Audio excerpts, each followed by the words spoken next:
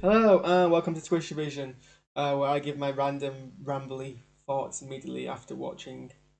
This is my live reaction, post-watch reaction to The Mandalorian Chapter 11. So I have not prepared any notes or anything. This is just my random, unbridled, I don't know if unbridled is the right word, probably not, thoughts about this episode, having just watched it. So it might be a bit of ming as I go along, but that's basically the think about this episode. So, yeah, chapter 11. I think we're getting very much into the kind of meat of what this sort of season is really going to be around plot wise. I mean, I don't know. I mean, I don't know. Last episode seemed a bit filler, and I guess it was because you could essentially skip from chapter 8. Maybe get the, yeah, you could basically skip from sort of the first half of the first act of chapter 10 to this, and you wouldn't have lost anything really. I mean, um, it's not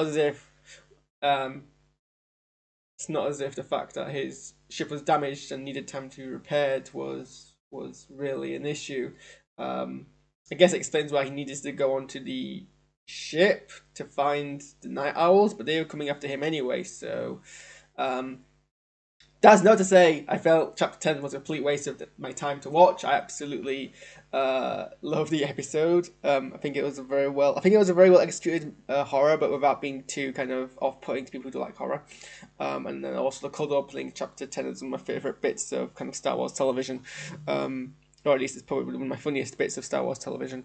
But yeah, we essentially had what was essentially a filler episode, a good filler episode, but a filler episode, and then we jumped into this chapter here, and yeah, we're getting a lot more kind of the lore of we're expanding more on the Mandalorian, the Mandalorian. There's a pun there, but I don't know how it works when it's not. I imagine it's probably better in writing. Um, so yeah, eventually, well, yeah, Mandalorian crashes. I can't help but watch every time for the excuse me. That's not COVID, don't worry. I can't help but think the end of the last episode to when he's safely parked on a dock in this episode. How much stuff must he have lost from his ship? I mean, obviously in the vacuum of space there's no air friction, so I guess things are safe. But when you leave orbit, surely everything inside the ship would have been like roasted, and then everything outside the cockpit is, and everything when he's re-entering must be roasted. And when he crashes into the ocean, everything must be washed away. I hope he fireproofed and waterproofed everything in the inside of his hull because that all clearly didn't fit in the cockpit. Otherwise, he lost a whole bunch of stuff. But then again, I suppose when we've seen kind of the downstairs bit of the ship is sparse anyway. But like if we see a whole bunch of things and then not what I mean, this show is very good with its attention to detail. So if we don't go forward and see a whole bunch of kind of damaged waterlogged, fire damaged stuff in his hull, I'll be very confused. Yeah, it isn't that Owls, which is fantastic because that's like a direct connection to the Clone Wars and to Rebels. The people who you see currently in my background from the episode. Obviously, the middle figure is a quite an important Mandalorian from the Clone Wars and Rebels, Bo Katan, who is reprised by the voice actor of Katie. Oops. Don't hit the mic, Harris. That's like the worst thing you can do for the audience. Katie Sackhoff. I don't know. It's not often you get like you can get live action actors reprising their roles in voice roles later on. I don't know how often it is to get voice actors reprising their roles in physical live action, and it makes sense because a lot of people who do voice acting don't do physical acting. I mean, really, they're two different arts. And if you go back, to the early days of animated film, there's a clear separation. It was only really, I think, and quite notably, kind of. I don't think it was Aladdin. I think it was something before Aladdin. I'm trying to remember. I'm trying to rack my brains. There's a good video about this. I think. There's a few good video essays about this, but it's sort of that time that Disney realized that if they put famous live action actors on to their posters, they can get a lot more marketing kind of oomph in when they promote their films, and then that's kind of how we have this gradual increase of just getting people with big names in live action to do voice acting roles. So you get a lot of cartoons that have like and the whole DreamWorks model of having big name voices behind their characters, and you kind of have a decrease of really voice acting, and then most people who are just voice actors kind of then get relegated to TV rather than film. I don't. This is not. I mean, I don't know if Katie Sackhoff. I'm not saying well, I check now, but I'm not saying that she was necessarily someone who was literally just a voice actor. I don't know if Wikipedia is going to really help. No, she was. Okay, so Katie Sackhoff. If my brief look at her synopsis on Wikipedia is anything to go by, was very much an actual live action actress, and then went into voice acting first, which I guess then obviously, yeah, I guess that kind of defeats my whole ramble about voice actors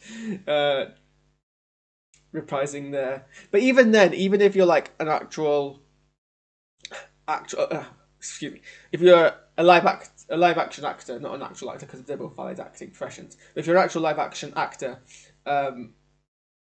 voicing a role, it's not often then you then are able to reprise that role in live action. I don't think, I might be talking, people here, but I can't think of any other kind of. I can't. I think it's rare, really. I can't think of any other notable instance. But again, I guess if she was also a physical live actor, then it makes sense to get her reprisal. But even then, it's like it depends how much you resemble the avatar of the character you play, and it looks like she does. I mean, considering like how much time has passed since we last saw Bo-Katan in Rebels, and now it does seem it does match. And obviously, Rebels and Clone Wars have a degree of stylistic art; they're not realistic, so you can obviously separate a bit there. But I think every other live action character who's reprising who's reappearing from just being animated, probably isn't being played by their voice actor. I mean, it's interesting because obviously you got like Darth Maul.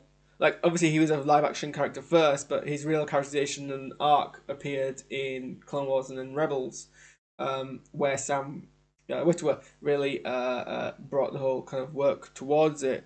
But then when he reappeared again in live action, and I really like when they did this, they got Ray Park to reprise the physical role, and then it's got the voice actor. It'd be nice if they did that with Sokatano, but I don't think they're going to. But I mean, they've shown that they were able to, so I don't know why they wouldn't. It's like if you set the precedent, continue the precedent. But anyway, yeah. So it was good to get that kind of strong connection. And as for Mandalorian is doing very well. It's throwing in very strong, potent, deliberate connections to other Star Wars kind of shows, but it's doing it without it being fan service. Like none of the stuff people saying, people saying that my mind just completely blanks for a second. Dave Filoni is like the master of fan service, but this isn't really fan service. Fan service is when you put something in and it doesn't serve the plot. It's just there to kind of get a visceral, sentimental reaction. So if I get most of the stuff, I mean, okay, some of it is fan service, but so most of us being thrown into this series is actually plays a deliberate, important role in furthering the plot. And I think that's because, I don't know, the Mandalorians, even though the origin of them in the at least the physical design of Boba Fett, whether or not it's anything else is kind of to be determined, it's a bit in dispute. But the physical kind of design of Boba Fett kind of struck that kind of visual visual kind of impact, and then going forward in different kind of Star Wars elements, there's always like some degree of Mandalorians in there. Like obviously, in the prequels, Attack of the Clones, Jango Fett was wearing Mandalorian armor. And then obviously in the Clone Wars with Mandalorian arcs, and Rebels with Mandalorian arcs, and then I guess less so obviously in the original trilogy of Boba Fett, in the sequels not so much. But that means that you can draw from a lot of like different parts of past Star Wars in the Mandalorian, and it feels natural because these are all important things that would be relevant to what the Mandalorian is covering. We also get some nice expansion of the lore. So obviously, you could infer pretty clearly, and I mean, obviously some people are like, oh no, this contradicts everything we've seen before about how what the Mandalorians can and can't do. I mean, but it's pretty obvious. I felt that inferred in previous kind of elements that, well, in previous season that the creed that a protagonist was following was very much a kind of more strict religious kind of belief that you shouldn't take your face off, you shouldn't take your mask off in front of other people, and that's obviously not something other Mandalorians follow. And then we got some kind of explanation here that obviously the creed that Mando follows is kind of derivative of a belief that came off after the Death Watch kind of fell, which makes sense because we see one of Vizsla's descendants in previous season being part of this watch, and I think that also puts like kind of there was a theory that the armorer was Sabine from Rebels, but Sabine is obviously part of the Night Owls, part of the Mandalorian creed rather than Death Watch part of the creed, and this sort of. But then again, she could be infiltrating the creed, so it doesn't really stop to that theory, but it kind of does dampen it a bit. But yeah, I like that kind of explanation, even though it's inferred when I get a kind of explicit. But it is odd. It's odd that Din Djarin, knows this much about kind of. Well, I don't know. It's not clear how much he knows about his own past, really, because he didn't seem to be aware that it was only his creed that followed this strict ruling, and then that other parts of the Mandalorian culture didn't follow this ruling. And I guess as a foundling, it makes sense. But you would have thought, but he was alive at the end of the Clone Wars and lived through the rise and fall of the Empire, and knows enough about his home planet. Well, knows enough rumors about his home planet. Seems odd that he wouldn't know about other creeds. I don't know, just to me that seems odd. Maybe that's just me. I guess it's not realistic. It just seems a bit unclear about what he does and doesn't know. And it's always about he's this. He has somewhat of a reputation around him, so you'd think it'd work vice versa, and people would feed back to him what they know about Mandalorian to be like, hey, no. I always felt it odd he didn't know who the Jedi were, because there's not that much. I mean, he was alive during the end of the Clone Wars, so he was alive. He was a kid when the Jedi were like.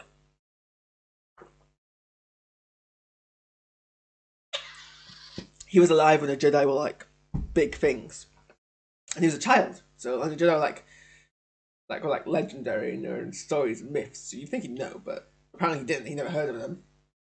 Death Watch apparently never told him, even though a lot of the Mandalorian kind of mythos is about being able to combat Jedi. Like they're famous for being Jedi hunters.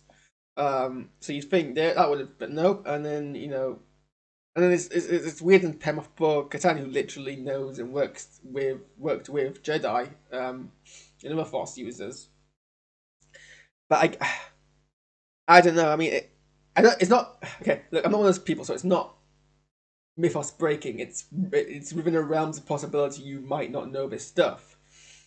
I just kind of want some clarity on the how and the why. But I mean, the show doesn't owe me that, and I've always maintained the show doesn't owe you explanations about the minutiae of the mythos behind it. That's what you as a fan are for. So I'm sure I can draw the bridges, but it does, I don't know, seem a bit like if it was set any later, maybe. Um, then again, we get to the sequels. Even then, the whole idea of the Force and Jedi seemed a bit mythical to a lot of people, unless they were actually the few who knew Jedi individually. So, I guess it's not. This is kind of in the middle-ish. I guess he's not actually that old, is he? I mean, how old is he? He was a kid during the end of the Clone Wars. There's about 20-ish so years. So he's what, like 35? I don't know. But yeah, we still get a lot of expansion of kind of Mandalorian lore, Mandalore, essentially. And then yeah, and we get a nice kind of action piece. Um, where they try to, regain some weapons, and we hear that Katana's plan is to basically retake Mandalore. So I'm hoping that becomes part of it, kind of the reverse of the siege of Mandalore, essentially. It'd be nice to revisit places that we saw in the Clone Wars and Rebels. Well, the Clone Wars at least, but kind of in live action setting. Um, and we now have the kind of quest to go find Ahsoka Tano, which is obviously one of the big uh, enticing marketing things about this season. Um,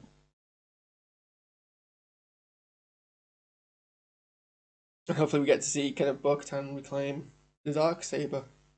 Another kind of interesting thing that I've seen people draw upon about this episode is how it's shorter. Like, we've got progressively shorter episodes, and I'm trying to infer what that means. But I don't know, it's interesting because, like, back when we were on a kind of, when Netflix was really the only dominant and actual event use streaming service, and it was clear that accessing forms of entertainment was going to move from broadcast television and theatrical releases to on-demand content, and that was the way that we're going to go. Um, Stephen Moffat, Doctor Who, Sherlock, he basically said in an interview that he thinks this is the way television in about the next kind of 5 to 10 years, and his predictions kind of still on point in there. It's going to go completely, and that's going to give a lot more freedom to creators to things like runtimes. Because when you work for television, you have to produce television that fits, normally an hour slot. If you're making for like most commercial televisions that rely on ad revenue, you need to create television that's between 40 to 45 minutes long, and that gives you roughly 2 to 3 commercial breaks of about 10 minutes. Um, and so that's a kind of relatively strict kind of guidelines, which means you have to fill in extra content, or you have to cut things down to fit that ratio of a time slot. Um, and television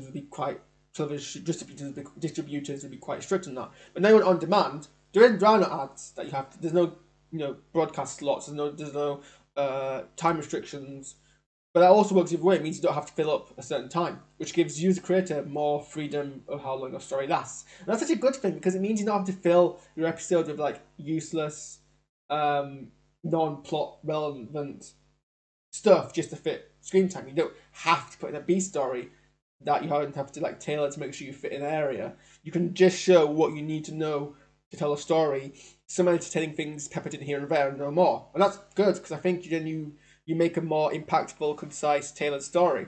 Like books, you don't expect it to be filler. I guess in books, although I guess if you're a successful franchise, then someone might expect you to kind of meet a certain page count for like marketing reasons. But that aside, generally when you write a story, you have complete control of how long and short it is. But that's not the case in TV. Film is a bit of a kind of a weird thing. It depends on who's disputing and what kind of form they're going for. But yeah, in TV, it's always been kind of a rule of thumb that you avoid it being on demand. Then you can kind of tell how long your episode is. So I don't think this is kind of inferring. I don't think we should infer anything more on this other than it's the creators making use of the fact that they're on demand and they have no directive to be a certain amount of time. And it means that this story didn't have to be any longer than it did. The show was only half an hour long, not an hour, but that they told, well, I have to do this chapter, and then we move on. Not all chapters in books are the same length, and that's kind of the same thing here. But I do think it's interesting. I do think it's interesting that Stephen Moffat's prediction is essentially coming true. So, whether you think of him as a producer and a writer, he's at least got a good film in the market. Okay. Well, that's all I'm going to say, because it's a half-hour episode, and so obviously I've had less things to say on it. But yeah, let me know what you thought of this episode. There's a lot of Easter eggs in here, a lot of things. I wonder what happened to the Boba Fett armor. Did that get washed away? Can you imagine like how annoying that would be? But yeah, see what happens next week. I wonder what point we're going to actually see Ahsoka Tano and how much she's going to play in the actual plot. Because it is interesting. You don't want to make this one character. If you're making a franchise like Star Wars, and really Star Wars should be about. I mean, obviously you have the main Skywalker saga, but outside of that, you should really aim to be more on fan logical, on expand the universe. You don't always want to be pulled back into popular elements. You want to create more popular elements. So it's hopefully, but also you don't want to make her so trivial to the story that she does become fan service. So there needs to be a balance there. Like if she only appears for like one episode and never again. Like in Rebels, I felt she was underused. I felt it was like a medium where you use her, and I felt it was. I don't know actually. Maybe she was used the right amount in Rebels, like for one season. Much like how Pike was used for one season Discovery. But yeah, if she appears for one episode in this season, I think that's probably maybe underusing her. But you don't want her to be like you don't want her to basically undercut the shadow of the Mandalorian's story arc. So yeah, that's my thoughts on the episode. Tell us what you think if you're watching this, which according to my stats, no one is. Sad times. Also, tell me what you think of my like image here. Not like my personal aesthetic, but like I realized a webcam. This is sort of off topic of TV analysis here, but whatever. I realized that my webcam seemed to not really focus on me in the distance I sat back. And I tried to put it on a focus and I couldn't get it to focus anymore. But it seemed to, so I need to look into the stats of this webcam and work out why it's not doing that. Maybe I'm outside the focal length, which is a bit stupid. I'm not that far away. I'm like a desk away from the webcam. But then I sharpened the footage and that helped. And I feel it's a bit naughty. I mean, I'm not a graphics artist, so I'm only somewhat aware of what sharpening means. But I don't think it's meant to be a substitute for, well, focusing a camera. But anyway, that's neither here nor there. Thanks for watching. See you next time.